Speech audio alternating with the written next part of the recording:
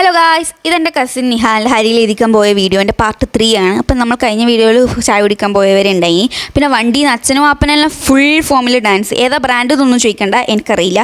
അപ്പനെല്ലാം ഇങ്ങനെ ഡാൻസ് കളിക്കുന്നത് ഞാൻ എൻ്റെ ലൈഫിൽ ആദ്യമായിട്ടായിരുന്നു. പിന്നെ നമ്മൾ പിള്ളേരെല്ലാം സൈഡാക്കി കൊടുത്ത്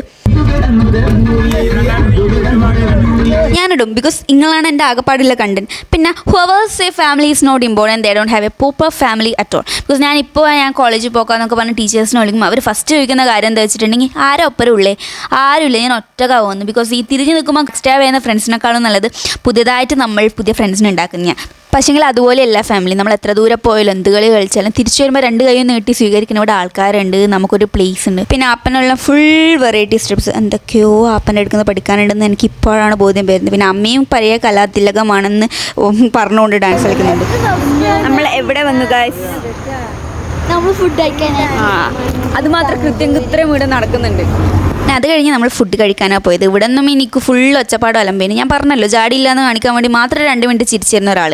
ഇവൻ്റെ കൾച്ചറിൽ മാറ്റാൻ ഒരു ഫ്രിസ്സെല്ലാം വാങ്ങി. പിന്നെ മാമി ആവതും കൺവിൻസ് ചെയ്ത് ഫുഡ് കഴിച്ചിട്ട് ഫ്രിസ് കുടിക്കാം. പക്ഷേ ഈ ചെക്കൻ പറഞ്ഞിട്ട് കേൾക്കുന്നില്ല. പിന്നെ ആരൊക്കെയോ ടൂർ പോയെന്ന് ഞാൻ പറഞ്ഞിട്ടില്ല. നമ്മളെ 4 ആൾ, നമ്മളെ ഫാമിലി, മാമൻ്റെ ഫാമിലി, പിന്നെ മേമയൊക്കെയാണ് പോയിട്ടുണ്ടായിരുന്നത്. പിന്നെ മാമീൻ്റെ അച്ഛനും അമ്മയും അമ്മമ്മയും. ഇതിന് മുമ്പ് ഒരു മൂൺ ഷോ അപാരത പറഞ്ഞിട്ടൊരു ഷോർട്സ് ഉണ്ടായിരുന്നു. ആ പോയ ടീംസ് തന്നെയാണ് നമ്മൾ പോയത്. പിന്നെ രാത്രി എല്ലാവരും കടന്നുറങ്ങി. ബിക്കോസ് നാളെ ജൂൺ 2 ആണ്. പിള്ളേർക്കെല്ലാം സ്കൂളുണ്ട്. പിന്നെ നമ്മൾ സ്കൂളിൽ നിന്ന് ഗേറ്റ് ഔട്ട് അടിച്ചുകൊണ്ട് നമുക്കിനി ആ വശത്തേക്ക് പോകണ്ട.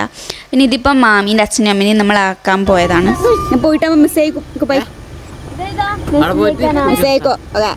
കണ്ടതാണ് ചത്തുട്ട ചേച്ചൻ. പിന്നെ ഈ ചെക്കന് അവരപ്പുറം പോകണമെന്ന് പറഞ്ഞിട്ട് ഇവിടുന്ന് കിടന്ന് അലമ്പാക്കുന്നുണ്ട്. ഇതെല്ലാം നമുക്കൊരു എൻ്റർടൈൻമെൻറ്റ്. ഇവരില്ലെങ്കിൽ ഞാൻ എന്താ ചെയ്യുക? അങ്ങനെ നമ്മൾ ചോയിലെത്തി. ബിക്കോസ് അവിടെയാണല്ലോ നമ്മൾ വണ്ടി വെച്ചത്.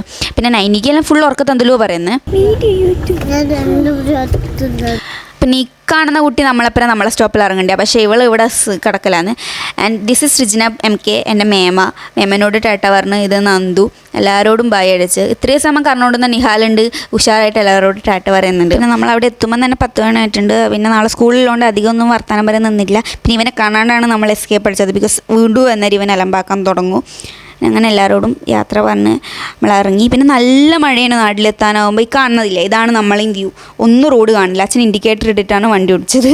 അവിടെ എത്തിയാടെ എല്ലാവരും ഫ്രഷായി കിടന്നുറങ്ങി. നമ്മൾ വീട്ടിലെത്തുമ്പോൾ 12 മണിയായിട്ടുണ്ട്. നമുക്ക് അടുത്ത ഷോർട്സിൽ വെച്ച് കാണാം. അപ്പൊക്കെ ബൈ.